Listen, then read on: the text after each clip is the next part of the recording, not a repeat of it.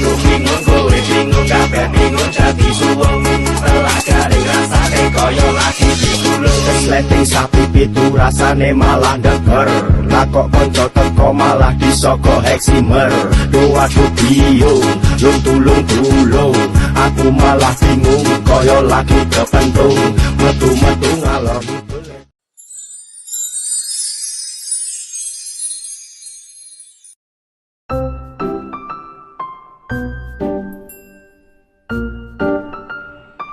Disease of Appendix kode K.35 sampai K.38. Appendicitis kode K.37.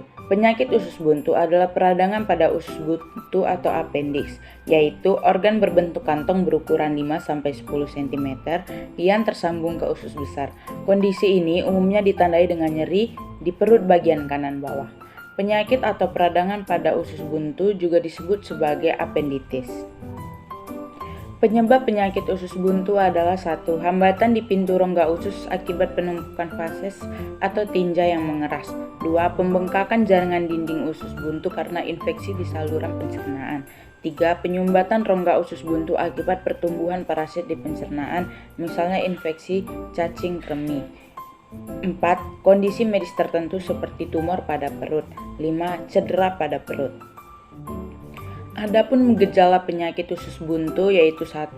Perut kembung, 2. Mual dan muntah, 3. Demam dan menggigil, 4. Hilang nafsu makan, 5. Tidak bisa buang gas atau kentut, 6. Sembelit atau konstipasi, 7. Diare.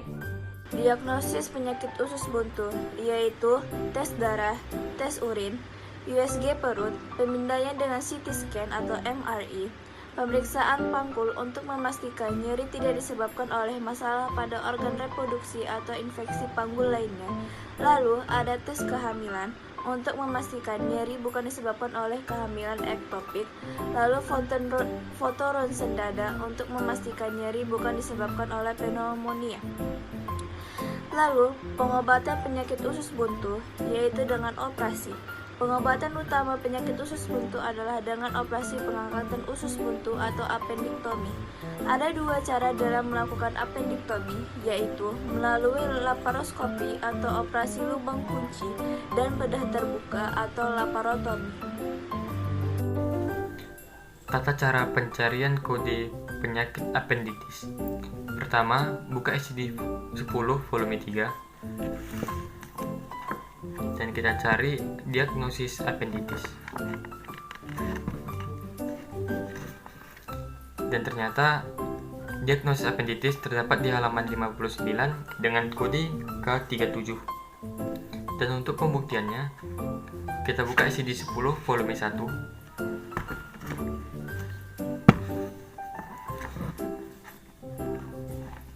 Dan untuk kode K37 diagnosis appendicitis terdapat pada halaman 505. Dan untuk tindakan pada diagnosis appendicitis, tindakannya adalah laparotomi. Untuk mencarinya, kita buka ICD-9.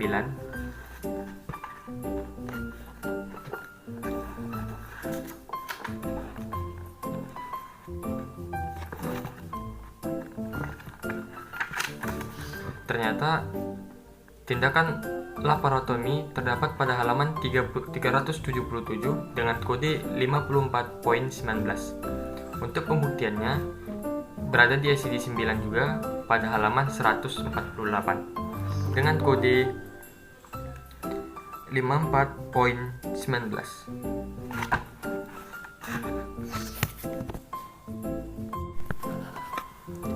Diagnosis alkoholik hepatitis dengan kode K60.1. Hepatitis alkoholik adalah peradangan hati yang diakibatkan karena terlalu banyak mengonsumsi alkohol. Tanda-tanda dan gejala dari diagnosis hepatitis alkoholik adalah kehilangan selera makan, mual dan muntah, sakit perut, demam yang sering low grade, sering merasa lemah dan lesu. Obat dan pengobatan. 1. Berhenti minum minuman beralkohol. 2. Kondisi malnutrisi dapat diperbaiki dengan pola makan yang baik, penuh karbohidrat dan energi. 3. Pasien juga membutuhkan vitamin tambahan, terutama vitamin B dan asam folat. Tata cara pencarian ICD-10. Kode penyakit hepatitis alkoholik terdapat di buku ICD-10 volume 3. Terdapat pada halaman 316 dengan kode K70.1. Sedangkan pembuktiannya di buku ICD-10 volume 1 terdapat pada halaman 521 dengan K70.1. Tindakan pada hepatitis alkoholik. Tindakan laparotomi di buku ICD-9 terdapat pada halaman 377 dengan kode 54.19. Pembuktiannya di buku ICD-9 pada halaman 148. Other diseases of the digestive system K90 sampai K393. Melena K392.1. Melena adalah tinja yang berwarna hitam atau gelap akibat perdarahan di saluran pencernaan bagian atas. Melena merupakan salah satu tanda dari kondisi medis yang perlu segera ditangani. Melena terjadi akibat perdarahan pada salah satu organ di saluran pencernaan atas, yaitu kerongkongan, lambung, dan usus 12 jari. Penyebab melena darah di tinja berwarna hitam. Hal ini karena darah telah bercampur dengan enzim dan asam lambung di saluran pencernaan. Tanda dari kondisi tersebut antara lain 1. Tukak lambung atau ulkus duodenum. Tukak lambung adalah luka yang terbentuk di dinding lambung, sedangkan ulkus duodenum adalah luka yang muncul di usus 12 jari. Luka di kedua organ tersebut dapat menyebabkan bila mengalami pendarahan. Kedua, ada sindrom Mallory-Weiss. Sindrom Mallory-Weiss adalah kondisi yang ditandai dengan robeknya lapisan dalam di kerongkongan yang berbatasan dengan lambung. Melena terjadi jika robekan ini berdarah. Ketiga, ada pecah varises esophagus. Darah vena di bagian esofagus pada varises esophagus adalah pembesaran pembuluh penderita sirosis. Varises esophagus ini dapat berdarah dan menyebabkan melena. Keempat, ada esophagitis. Esophagitis adalah peradangan di kerongkongan yang dapat dialami oleh penderita penyakit asam lambung atau gastroesophageal reflux disease. Ini dapat menyebabkan perdarahan yang salah satunya tandai dengan melena. Kemudian yang terakhir ada tumor. Melena juga merupakan salah satu gejala dari tumor jinak atau tumor ganas yang tumbuh di kerongkongan atau lambung. Gejala melena seperti nyeri perut, pusing, mual, kulit pucat, dan muntah darah. Diagnosis melena bisa dilakukan dengan cara tes tinja, tes darah, endoskopi, dan foto rongsen atau CT.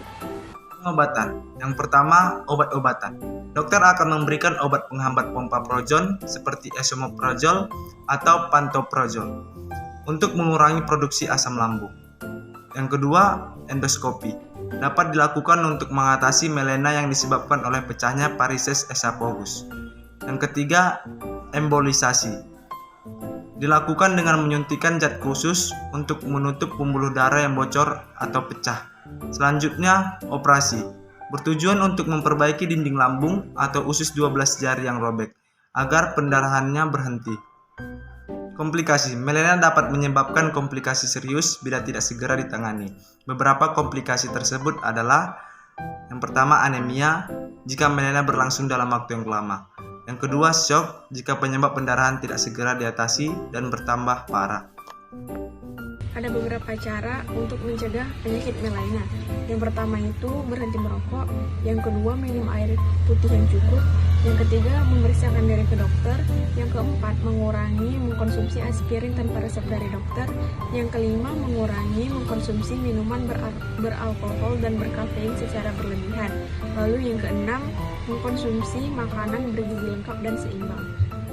Selanjutnya, saya akan menjelaskan cara pencarian kode penyakit melena pada ICD-10 volume 3. Nah, yang pertama itu kita buka pada letter M. Di sini akan kita temukan penyakit melena dengan kode K92.1 pada halaman 419. Selanjutnya, untuk memastikan kode tersebut, kita akan membukanya pada ICD 10 volume 1. Kita buka dengan kode yang kita dapatkan tadi, yaitu K92.1. Terdapat penyakit melanina pada halaman 531. Kemudian, salah satu pemeriksaan fisik dari penyakit melanina ini adalah endoskopi. Maka kita akan mencari endoskopi pada ICD 10 halaman belakang. Terdapat endoskopi dengan kode 49.21 pada halaman 322. Selanjutnya kita akan memastikan kode tersebut pada ICD 9 halaman depan dengan kode 49.21 yaitu endoskopi.